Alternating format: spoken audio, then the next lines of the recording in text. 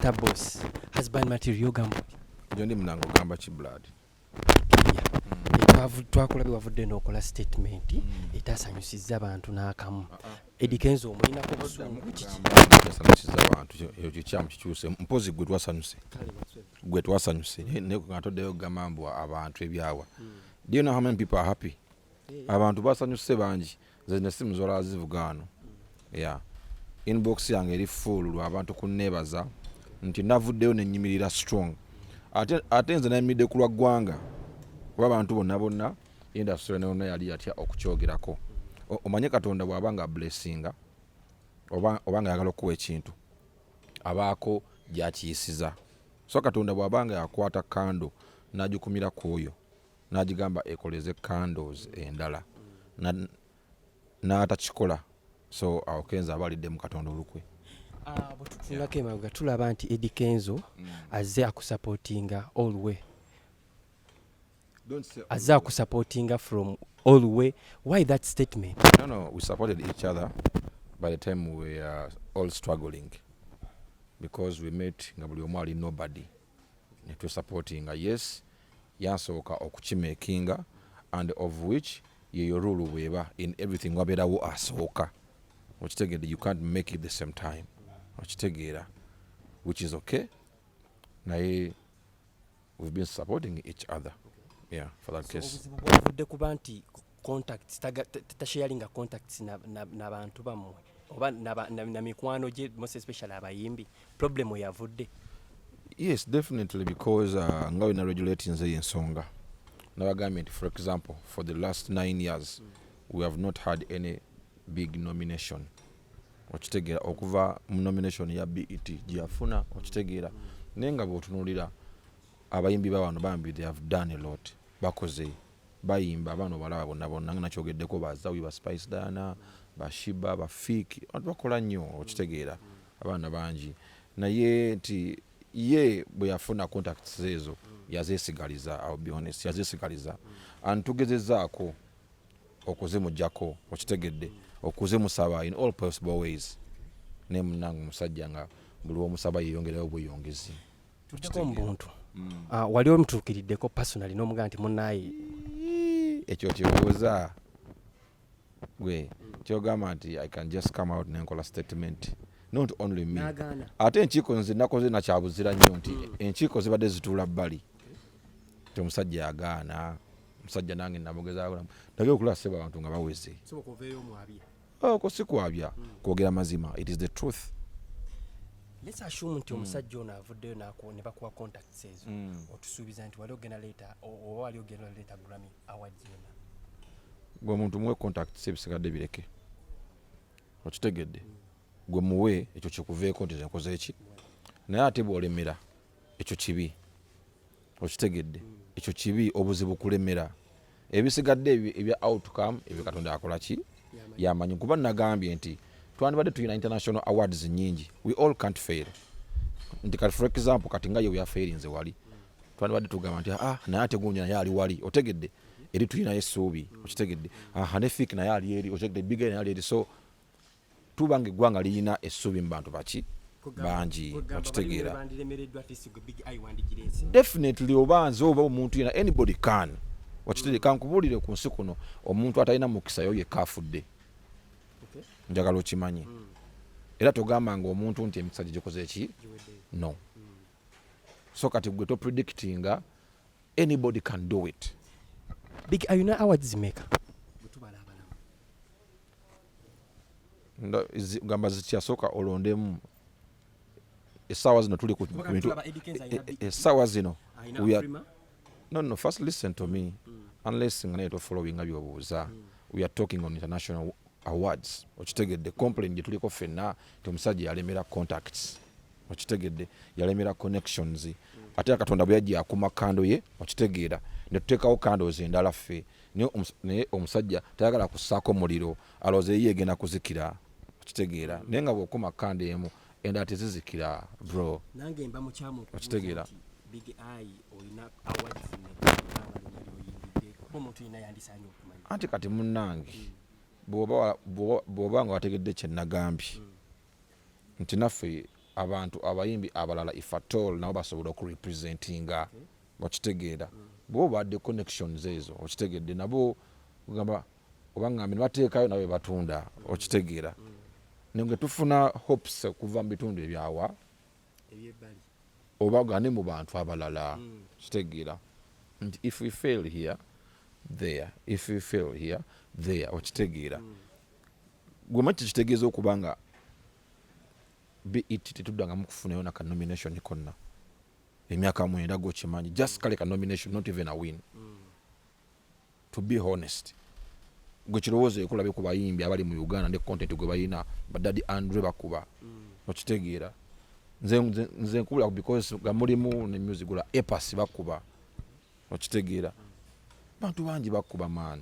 okitegeera so twalize wamu EddyKenzo musajja mukyamu mubi he's selfish man ali selfish yandibadde nga kenyini ateekamu ne efforts okubanga akikola ekyo bw'abanga ayagaliza eggwanga lye nga alyagala nga bw'ayogera mbu for God and my country kyova olaba namugambye taddayo kwogera kigambo for God and my country ekyakireke agambe bw'abeera eyo for God and myself naye taddamu okulimba abantu nti for God and my country. Naye omuntu ali selfish tulaba nti yes obaddengawo ne EddyKenzo mwabeerako mwenna mu nnyumba emu entugamba musharinga n'engoye omuntu bw'ati aba selfish mu ngeri ki kasita ogambye mbu tusharinga we share kitegeeza nkumpankuwe yes nga tebiriiko nti ono yayambye ono yayambye ono okitegedde nga tusharinga nga bw'okyogedde but it doesn't mean that he's so perfect okitegeera when there is something wrong mba nina okukyogerako nkugambye almost 9 years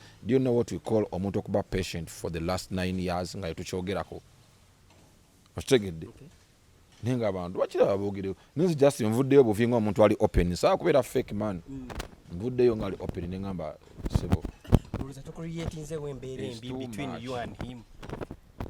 bwe mba ndi ku kikyamu naye bwe mba ndi ku kituufu whatever comes n'omubeererawo kitegeeza kino kiraga nti big eye oyinza okuba oli katugambe oli wankwe kankubulire kino tekirina wekikwataganyira n'ebyo this is all about the music kino kiri ku music si bya personal gundi this is music era nayogedde that's why nakugambye nti industry yonna yonna enebaza almost 90% eba music industry bali mu inbox yange banebaza bankubira I'm telling you this kuba nkimanyi si byakajji ninavuddeyo oba sokoleke okay kajji wakubya akajji kugamba abantu bonna babadde balimedde okukuba akajji gwe novayo nogakanga kuba ekijja kijja yes neŋŋamba nze let me open it kitegeeza kino kibadde kikulumidde ebbanga ddene nnyo era wooviiriddeyo n'okimenya nga kikulumidde ebbanga n'ogakanjogere ebbanga tulina omumanya ffe tulina enkiiko tetutulamu ng'abayimbi naffe ssebo otege tubeerabeera eyo mu gundi zaffe tetukiringira eyo mu bitundu byaffe eno era nga gyotusanze otegedde awo nawonna zitulawo tugenda naye mwana gwakolodde nze nakola bwe nti muganda wange n'omusajja tiyaddayo kwogera nange nemesagi nga taziddamu nti omusajja namugamba bwe nti awo omukwano bwe gwafiira okitegedde yes please naye ate omukwano bwe gwafiira twakolako still nga musharinga stage emu ku kivulu kye era wajja n'operforminga era ebyaliwo bakuggyako ku stage nga bitabuse oluvannyuma lw'okuba nti mpozi nga towuliriza bulungi sigambye nze omanyi eyo gundi ebaddeko mbadde nti buli omu yasharinga experience ye ku ekyo otegedde abantu bakisharinga eyo okitegeera ate mwe mubimanyi abamawulire you know aye namwe era obujulizi mubina kuba ate mwe tubagamba nnyo ebintu olumu behind the cameras bingi nnyo namwe mukimanyi nti omusajja akaluba bw'omugamba nti leeta muganda ayinza n'okubulookinga naye mwogera like bifujiro nga mubadde mwogera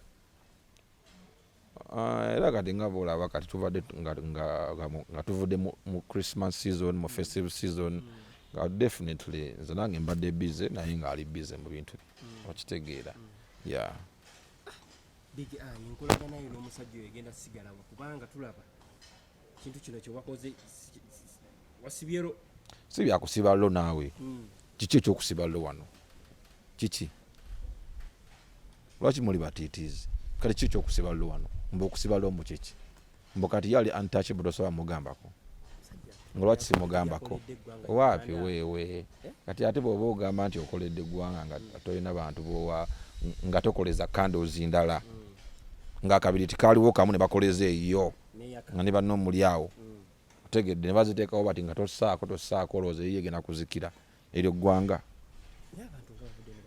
No, it's not that tewali ku appreciatinga n'ekituufu kirina okwokola ki okwogerwako okitegeera tewali buzibu bw'aba nga abikolera ye naye tagamba nti gwanga bannange because buli wogamba for God and my country oba ogambye for God and you, for God and me, for God and you, for God and you because fe tukola country okitegeera buli wogamba nti for God and my country oba ogambye for God and big I, for God and fake Fameka, for God and Azawi, for God and Spice, for God and all Ugandans. You understand? So which means you'd be in that spirit. When a fellow Ugandan, a fellow artist from Uganda, bwabanga zena kugamba why njagala kugenda wali okitegedde nange mpite eno oba naawe oyiseeyo bwoti naye ekkuba etuuka wali okitegedde yeriri litya mulage tonyiga toddamu don't put the hate. Omuntu ayinza okukwebuuza naga bigeye ennyimba zalina talina luyimba luyinza kuleeta award mu ngeri emu oba endala bafaani abali eyo kankubuuze obuuza bibyo oba obuuza by'abantu obuuza byange so kati ebibyo sijja biddamu kuba ebibyo ndowooza gwolina engeri gy'obitegeeramu nze ndi mu kubuulira abantu. I'm speaking to the country, I'm speaking to the people, to the concerned Ugandans okitegeera. Yeah, so ebigambo ebikyasembyeyo bye byenamugambye byebyo byenamugambye kati ye yekube mu ttooki alabe engeri gyesotingamu tetugenda yeeyo we are done with this tumaze kyekyo.